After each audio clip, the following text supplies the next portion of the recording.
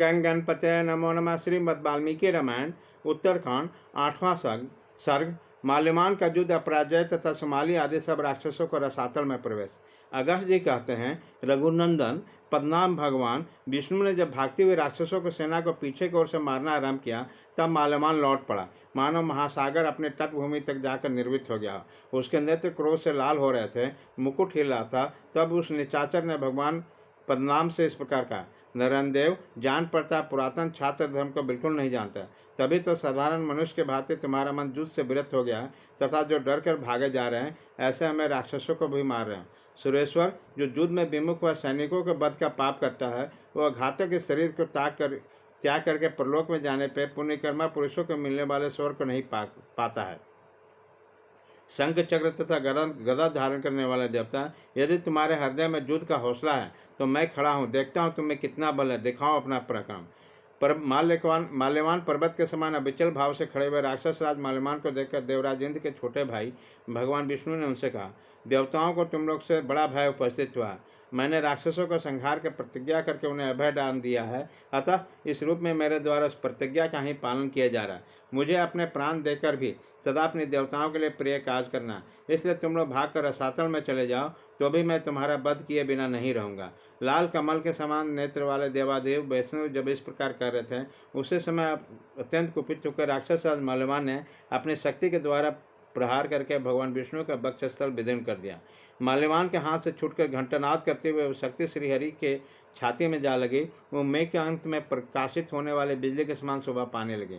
शक्तिधारी कार्तिकेय, जिन्हें प्रिय है अथवा जो शक्तिधर स्कंद के प्रियतम है, उन भगवान कमलनयन विष्णु ने अपनी उस शक्ति को छाती से खींचकर माल्यवान पर दे मारा। स्कंद की छोटी हुई शक्ति गोविंद के हाथ से निकली हुई वो शक्ति उस राक्षस को लक्ष्य करके चली, मानो अंजनगिरी पर कोई बड़ा भारी उल्का गिर रही हो। हारों के समूह में प्रकाशित होने वाले उस राक्षस राज के विशाल अभ्यस्त स्थल पर शक्ति गिरी, मानो किसी पर्वत के शिखर पर वज्रपात हुआ हो। उससे माल्यवान का कवच कट गया तथा वह गहरी मूर्छा में डूब गया, किंतु थोड़ी देर में पुनः संभल कर माल्यवान पर्वत की भांति अविचल भाव से खड़ा हो गया। तत्पश्चात उसने काले लोहे के बने हुए बहुसंख्य के कांटों से जड़े हुए शूल हाथ में लेकर भगवान की छाती में गहरा आघात किया। इस प्रकार वो युद्ध प्रेमी राक्षस भगवान विष्णु को मुक्के से मारकर एक धनुष पीछे हट गया। उसी समय आकाश में राक्षसों का महान हर्षनाद गूंज उठा। वे एक साथ बोल उठे, बहुत अच्छा, बहुत अच्छा। भगवान विष्णु को गुस्सा मारकर राक्षस ने गरुड़ पर प्रहार किया। यह देखकर विंध्या नंदन गरुड़ कुपित हो उठे और उन्होंने पंखों की हवा से राक्षस को उसी तरह उड़ा दिया जैसे परबल आदि सूखे पत्ते को ढेर को उड़ा देती है। अपने बड़े भाई पक्षीराज के पंखों के हवा से उड़ा देकर सुमाली अपने सैनिकों के साथ लंका को चल दिया। गरुड़ के पंखों के हवा के बल से उड़ा राक्षस माल्यवान में लज्जित होकर अपनी सेना से जा मिला और लंका के चला गया। कमलनयन श्री राम इस प्रकार उन राक्षसों को भगवान विष्णु के साथ अनेक बार युद्ध हुआ। अब प्रत्येक संग्राम में प्रधान नायकों के मारे जाने पर उन सबको भागना पड़ा। वे किसी प्रकार भगवान विष्णु का सामना नहीं कर सके, सदा ही अपने बल से पीड़ित होते रहे। अतः समस्त निशाचर लंका छोड़कर अपनी स्त्रियों के साथ पताल में रहने के लिए चले गए। रघुश्रेष्ठ विशाल पराक्रमी निशाचर सालाकट गंड बंद में विश्वान होकर राक्षस सुमाली का आश्रय लेकर रहने गए।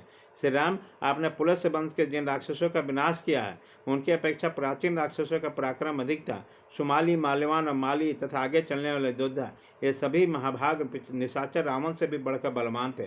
देवताओं के लिए कंटक रूपी देवद्रोही राक्षसों के बध शंख चक्र गदाधारी भगवान नारायण देव का सिवा दूसरा कोई नहीं कर सकता।